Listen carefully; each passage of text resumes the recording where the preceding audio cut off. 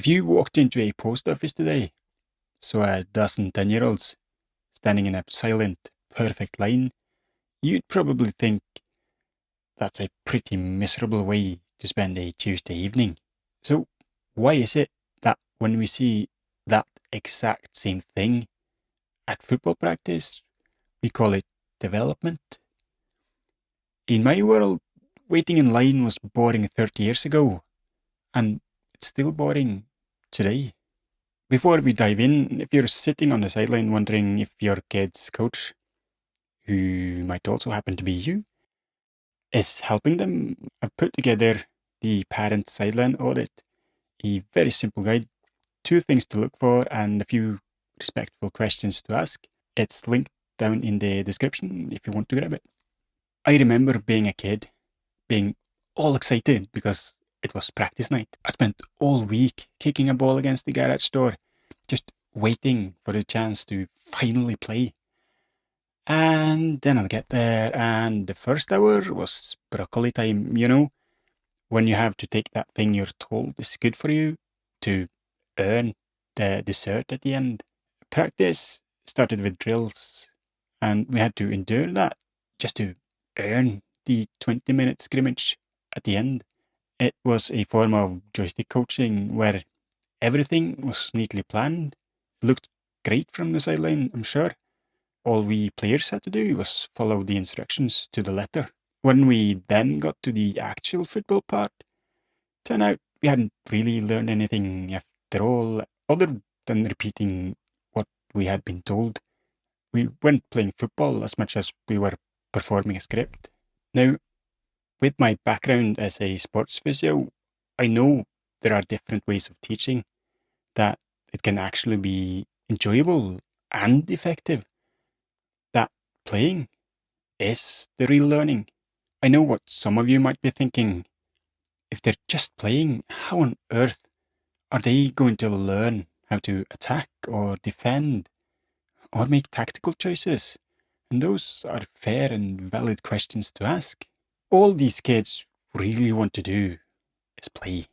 And lucky for us, playing is actually the most effective way to teach the game. And I don't mean the full 11v11 match all the time. I mean the essence of the game. For practice to be most effective, it needs 3 things: somewhere to score, a direction of play, and an interaction with someone else, either a teammate or an opponent. It doesn't have to be complicated, but it should be representative of the real thing. Let me show you what I mean by giving you a few examples of how I have implemented this in practice myself. These are not the only correct ways, but they're a glimpse of how things can be both more fun and more effective. They're not going to be the right thing to do all the time. They will certainly be the wrong thing to do in some situations. But it's the principles here that's worth noting. Instead of one goal where everyone bunches up like a swarm of bees, we might use 4 goals.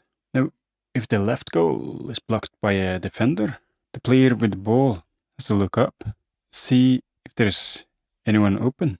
As a coach, I don't have to shout, spread out, or switch it all the time. I might ask, have you looked to see if anyone's open? And that might be it. The game, the direction, and the scoring invites this spreading out, switching of the play. It teaches attacking, and it forces the defenders to look around and be aware of more things at the same time. They're learning tactics by solving the puzzle themselves. Next, those shooting lines where kids wait 5 minutes to take one shot at goal. This is another way kids can have a finishing session without being bored half to death. The kids play on a very small pitch, and the coach might add a 5-second shot clock, like in basketball. The reason for that limited time? Because in a real game, you don't have all day. You have to find a window and strike while someone is trying to tackle you. It's fast, gives the players lots of touches and shooting opportunities, and every single shot is real. Weaving through plastic cones isn't exactly representative of the game itself. That's it. Cones don't move, and they definitely don't try to win the ball back.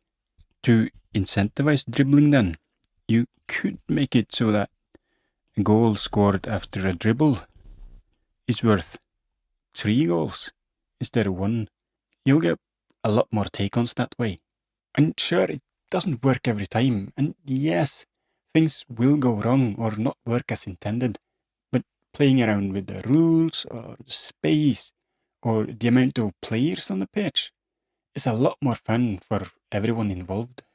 At the end of the day, we want our kids to be better players, sure, but we also want them to be people who actually love the sport, love moving around. And if we turn football into a series of chores and cues, they're going to check out by the time they're 14, like the majority of kids do. So the next time you're at the pitch, use that sideline audit.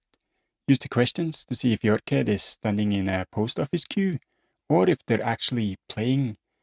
It's not about being that parent, it's about making sure your kid's environment is actually helping them grow instead of just making them wait. Grab the guide below, and thanks for watching. See you next time.